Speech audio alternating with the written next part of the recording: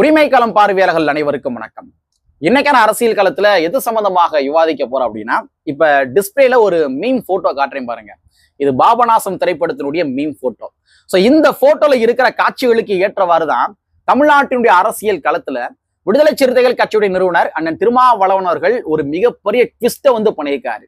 விடுதலை சிறுத்தை கட்சியினுடைய நிர்வாகிகளாக இருந்தாலும் சரி, திராவிட முன்னேற்ற கழகத்தினுடைய நிர்வாகிகளாக இருந்தாலும் சரி, அதிமுக காரங்களாக இருந்தாலும் சரி, பாஜக காரங்களாக இருந்தாலும் சரி, இல்லாட்டி தமிழ்நாட்டினுடைய உளவுத்துறையாக இருந்தாலும் சரி, யாருமே அண்ணன் திருமாவர்கள் இது போன்ற ஒரு ட்விஸ்ட நடத்துவாரு அப்படின்ற மாதிரி எதிர்பார்த்திருக்கவே மாட்டாங்க. அப்பேற்பட்ட ஒரு ட்விஸ்ட். குறிப்பா நேரடியாக நானே இந்த காட்டுமன்னார் கோவில் தொகுதியில வேட்பாளராக போட்டி போட போறேன் என்று அண்ணன் திருமாவர்கள் அறிவித்த அந்த ட்விஸ்ட் என்பது தமிழ்நாட்டினுடைய அரசியல் களத்துல பல்வேறு வகையான விவாதங்களுக்கு வழிவகை செய்கின்றது. ஸோ அந்த மேட்ரு என்ன அப்படின்றத இன்னைக்கு சாயங்காலம் தனியா ஒரு வீடியோ போடுறேன், சரிங்களா? ஆனா அதுக்கு முன்னாடி ஒரு மிகப்பெரிய சந்தேகங்கள் இருக்கு எல்லாருக்குமே. அண்ணன் திருமாவர்கள் ஆல்ரெடி சிதம்பரம் தொகுதியினுடைய ஒரு எம்பியா இருக்கிறாரு. சோ இந்த நிலைமையில அவரு எம்எல்ஏ கேண்டிடேட்டா போட்டி போட போறாரு. அப்ப அந்த பதவியை ராஜினாமா பண்ணணுமா, அந்த பதவி இருக்குமா, இல்ல என்ன இதுல ஒரு மிகப்பெரிய குழப்பங்கள் இருக்குதே அப்படின்ற மாதிரி நிறைய பேத்துக்கு பல டவுட்டுகள் இருக்குது. சோ அந்த மேட்ரு என்ன அப்படின்றத மட்டும் இந்த காணொலியில கொஞ்சம் ஷார்ட்டா மட்டும் பாத்துருவோம், சரிங்களா? நண்பர் அனைவருக்கும் இளம்பெரு வழுதியின் இனிய வணக்கம். நாங்க இப்ப பார்த்துட்டோம். இனி ஜென்மத்துக்கும் எங்களால குனிய முடியாது. அதனால நாங்க சண்டை போட போறோம். வீடியோக்களை போறதுக்கு முன்னாடி நம்ம நேயர்கள்ட்ட ஒரு கேள்வி கேட்டுருவோம். உங்களுடைய பதில்களை நீங்க கமெண்ட் பாக்ஸ்ல கமெண்டா போட்டுருங்க. விடுதலை சிறுத்தை கட்சி அறிவித்திருக்கின்ற இந்த வேட்பாளர் பட்டியல் இருக்காங்க இல்லையா, இந்த வேட்பாளர் பட்டியல் நீங்கள் எதிர்பார்த்த ஒன்றா, எதிர்பார்க்காத ஒன்றா? நான் இந்தந்த நபர்கள்லாம் வேட்பாளர் எதிர்பார்த்தேன்ப்பா, ஆனா அவங்க வரலப்பா அப்படின்ற மாதிரி உங்களுக்கு ஏதாச்சும் ஒரு சில கருத்துக்கள் இருந்துச்சு அப்படின்ற மாதிரி நீங்க நினைச்சீங்க அப்படின்னா நீங்க கமெண்ட் பாக்ஸ்ல கமெண்டா போடுங்க, சரிங்களா? சரி, அண்ணன் திருமாவர்கள் சிதம்பரம் நாடாளுமன்ற தொகுதியினுடைய வேட்பாளர். ஆனா அவரு எம்எல்ஏ எலெக்ஷன் போட்டி போறாரு. எப்படி போட்டி போடுறாரு? அப்ப இந்த எம்பி பதவி என்ன ஆகும்? அதை ரிசைன் பண்ணணுமா, ரிசைன் பண்ண கூடாதா, எப்ப ரிசைன் பண்ணலாம்? இந்த மாதிரி சில பல டவுட்டுகள் இருக்கும். அந்த டவுட்டுகளுக்கு நம்ம விடையை சொல்லிடுவோம், சரிங்களா? முதல்ல ரெப்ரசன்டேஷன் ஆஃப் பீப்புள் ஆக்ட் 1951, தேர்தல் ஆணையத்தினுடைய representation of people act 1951. So இந்த சட்டம் என்ன சொல்லுது அப்படின்றத நம்ம சொல்லிடுவோம். ஒரு நபர் 2 தொகுதிகள்ல போட்டி போட முடியுமா? அதாவது எம்பி எலெக்ஷனாக இருந்தாலும் சரி, எம்எல்ஏ எலெக்ஷனாக இருந்தாலும் சரி, ஒரு நபர் 2 தொகுதிகள்ல போட்டி போட முடியுமா அப்படின்னு கேட்டா நிச்சயமாக இந்த சட்டத்தின் அடிப்படையில 2 தொகுதிகள்ல போட்டி போடலாம். ஒரு எம்பி ஒரு எம்எல்ஏ இந்த மாதிரி 2ம் போட்டி போடலாம். 2 எம்பி அப்படின்ற மாதிரி போட்டி போடலாம். இல்ல 2 எம்எல்ஏ தொகுதி அப்படின்ற மாதிரியும் போட்டி போடலாம். சோ ஒரு நபர் 2 தொகுதிகள்ல போட்டி போட முடியுமா அப்படின்னு கேட்டால் நிச்சயமாக ஒரு நபர் 2 தொகுதிகளையும் போட்டி போட முடியும், சரிங்களா? சோ ஒருவேளை 2 தொகுதியிலும் போட்டி போடுறாங்க, போட்டி போட்டதற்கு பின்பாக 2லுமே ஜெயிச்சிடறாங்க. அப்ப என்னப்பா ஆகும் அப்படின்னா 2ல ஒரு தொகுதியை ராஜினாமா பண்ணியாகணும். இப்போ அண்ணன் திருமாவர்கள் ஒரு 2 தொகுதியில போட்டி போறா வச்சுக்கோங்க. உதாரணத்துக்கு சிதம்பரம் தொகுதியில போட்டி போட்டாரு. அதே மாதிரி விழுப்புரம் தொகுதியில அவரே போட்டி போறா ஒருவேளை வச்சுக்கோங்க. அப்படி போட்டி போடாரு அப்படின்னா 2லுமே அண்ணன் திருமாவர்கள் ஜெயிச்சாரா வச்சுங்க. அப்ப ஒரு தொகுதியை தன்னோட வச்சுக்கிட்டு இன்னொரு தொகுதியை என்ன பண்ணா ராஜினாமா பண்ணணும். அப்ப வெற்றி பெற்று ராஜினாமா செய்யப்பட்ட அந்த தொகுதிக்கு மறுபடியும் இடைத்தேர்தல் நடத்தப்படும். சோ இதே தான் எம்எல்ஏ எலெக்ஷனுக்குமே. எம்எல்ஏ எலெக்ஷன்லுமே ஒரு நபர் 2 தொகுதியில போட்டி போறா வச்சுங்களேன். 2லையும் போட்டி போட்டு 2லுமே ஜெயிச்சாங்க அப்படின்னா ஒரு தொகுதி ரிசைன் பண்ணணும். அந்த ரிசைன் செய்யப்பட்ட ஒரு தொகுதிக்கு மீண்டும் இடைத்தேர்தல் நடைபெறும். சோ இதுதான் ரெப்ரசன்டேஷன் ஆஃப் ஆக்ட் 1951. இந்த சட்டம் இதைத்தான் சொல்கின்றது, ஓகேவா? சரி, இது ஒரு சட்டம். இரண்டாவது இன்னொரு சட்டம் இருக்குது. அது என்ன சட்டம் அப்படின்னா ஆர்டிகல் 101(2), சரிங்களா? அரசியல் சட்டத்தினுடைய ஆர்டிகல் 101(2). சோ இந்த சட்டத்தின் அடிப்படையில, இந்த சட்ட பிரிவின் அடிப்படையில ஒரு நபர் எம்பியாகவும் எம்எல்ஏவாகவும் ஒரே நேரத்தில் இருக்க முடியுமா என்று கேட்டால் நிச்சயமாக இருக்க முடியாது. இதுதான் அண்ணன் திருமாவர்களுக்கு பொருந்துகின்ற ஒரு சூழல். அதாவது அண்ணன் திருமாவர்கள் ஆல்ரெடி சிதம்பரம் தொகுதியினுடைய எம்பியா இருக்கிறாரு. இப்ப எம்எல்ஏ ஜெயிச்சரா வச்சுக்கோங்க.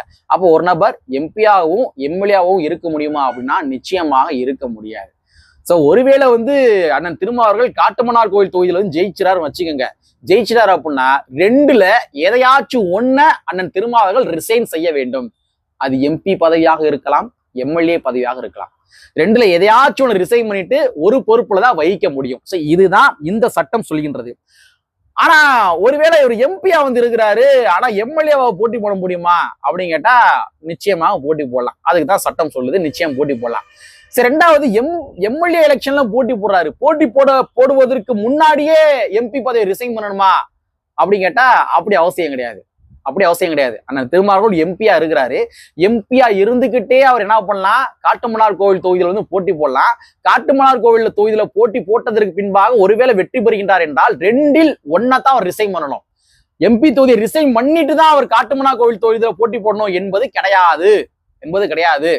ஒருவேளை அண்ணன் திருமாவர்கள் ஒரு ட்விஸ்ட் வைப்பதாக இருந்தா, ஒருவேளை காட்டுமன்னார் கோவில் தொகுதியில போட்டி போறா வச்சுக்கோங்க, காட்டுமன்னார் கோவில் தொகுதியில போட்டி போட்டு ஒருவேளை வந்து ஜெயிச்சுறாரு வச்சுங்க.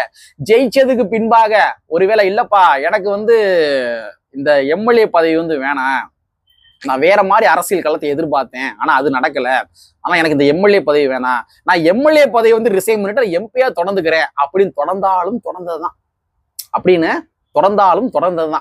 இல்ல நான் வந்து எனக்கு இந்த எம்பி பதவி வேணாம்ப்பா, தமிழ்நாட்டு அரசியல் காலம் வந்து வேறு விதமா போய் இருக்குது, அதனால நாம வந்து எம்எல்ஏவா இருந்தா மட்டும்தான் சில பல விஷயங்களை செய்ய முடியும், அதனால நான் எம்எல்ஏவே நான் தொடர்றேன் அப்படின்ற மாதிரி அவர் ஒருவேளை ஃபீல் பண்ணாருன்னு வச்சுங்களேன், அவர் வந்து இந்த எம்பி பதவியை ராஜினாமா பண்ணிடுவாரு. எம்பி பதவி ராஜினாமா பண்ணிட்டு அதுல வந்து இடைத்தேர்தல் நடக்கும். சோ அப்ப இந்த ஆர்டிகல் 101 பிரிவு 2 இந்த அரசியல் சட்டத்தினுடைய பிரிவின் அடிப்படையில ஒரு நபர் எம்எல்ஏவாகவும் எம்பியாகவும் ஒரே நேரத்தில் இருக்க முடியுமா என்று கேட்டால் நிச்சயமாக இருக்க முடியாது. அதே வேளையில எம்பி பதவி ரிசைன் பண்ணிட்டு தான் அவர் எம்எல்ஏவாக போட்டி போட முடியும் என்பது கிடையாது. எம்பியாக இருந்து கொண்டே அவர் என்ன பண்ணலாம், காட்டுமன்னார் கோவில் தொகுதியிலிருந்து போட்டி போடலாம்.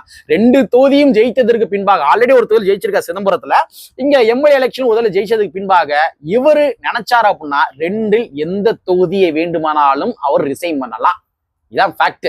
சோ அப்படியே பட்சத்துல தமிழ்நாட்டினுடைய அரசியல் களத்துல எது வேண்டுமானாலும் எப்பொழுது வேண்டுமானாலும் என்ன வேணாலும் நடக்கலாம். நேற்று பேசின வீடியோக்குள்ள கூட அண்ணன் திருமாவர்கள் வேட்பாளர் பட்டியலை அறிவித்ததற்கு பின்பாக சொல்றாரு, 2026 தேர்தலுக்கு பின்பாக தமிழ்நாட்டினுடைய அரசியல் களம் வேறு திசையில் மாற உள்ளது அப்படின்னு மாதிரி பொடி வச்சு பேசினாரு. 2026 தேர்தலுக்கு பின்பாக தமிழ்நாட்டினுடைய அரசியல் களம் வேறு விதமாக மாற உள்ளது, அதனால வந்து நம்ம மாநிலத்தில் போக்கஸ் பண்ண வேண்டிய அவசியம் இருக்கின்றது, அந்த காரணத்துக்காக நானே களமிறங்குறேன் அப்படின்ற மாதிரி அண்ணன் திருமாவர்கள் சொல்லியிருக்காரு. சோ வந்து புரிந்தவர்கள் புரிந்து கொள்ளுங்கள், இதுக்குள்ள உள்ளூர 1008 அர்த்தங்கள் வந்து இருக்குது. அரசியல் புரியாத நபர்கள் வேணா வந்து இல்லை என்னடா என்னமோ சொல்றாருன்னு கடந்து போகலாம். ஆனா 2026க்கு பின்பாக தமிழ்நாட்டினுடைய தேர்தல் அரசியல் களம் எப்படி வேணா மாறலாம் அப்படின்ற மாதிரி சொல்றாரு. அப்ப அதனுடைய உள்ளார்ந்த அர்த்தங்கள் என்ன, தொங்கு சட்டமன்றம் வரலாம், என்ன வேணாலும் நடக்கலாம், யாரு வேணாலும் ஆட்சியை பிடிக்கலாம், யாருக்கு வேணாலும் அதிகாரங்கள் பரவலாக்கம் செய்யப்படலாம், யாருக்கு வேணாலும் ஆட்சியிலும் அதிகாரத்திலும் பங்கு கிடைக்கலாம், என்னெல்லாம் நடக்கலாம். ஏன்னா அண்ணன் திருமாவர்கள் தமிழ்நாட்டினுடைய அரசியல் களத்தை பொறுத்த வரைக்கும் 2 கட்சி கூட மட்டும்தான் கூட்டணி கிடையாது சொல்லியிருக்காரு. ஒண்ணு பாஜக, இன்னொன்னு பாமக. சோ இப்படிங்கிற பட்சத்துல தமிழ்நாட்டினுடைய அரசியல் களத்துல கால சூழலுக்கு ஏற்றவாறு கருத்துக்கள் வேணா ஒவ்வொரு கட்சியும் விமர்சனம் பண்ணிப்பாரு, ஆனா கூட்டணியே கிடையாது என்று சொன்னது பாஜக பாமக மட்டும்தாங்க. அதனால தேர்தலுக்கு பின்னாடி என்ன நடக்கலாம், எல்லாருமே உஷாரா இருந்துங்க. ஒவ்வொரு கட்சியை சார்ந்தவர்களும் எல்லாவற்றிற்கும் தயாராக இருந்து கொள்ளுங்கள் என்பதை கூறிக்கொண்டு, கற்பி ஒன்று சேர் புரட்சி செய்யும் புரட்சியாளர் அம்பேத்கருடைய வரியை கூறிக்கொண்டு நிறைவு செய்கின்றேன். நன்றி, வணக்கம்.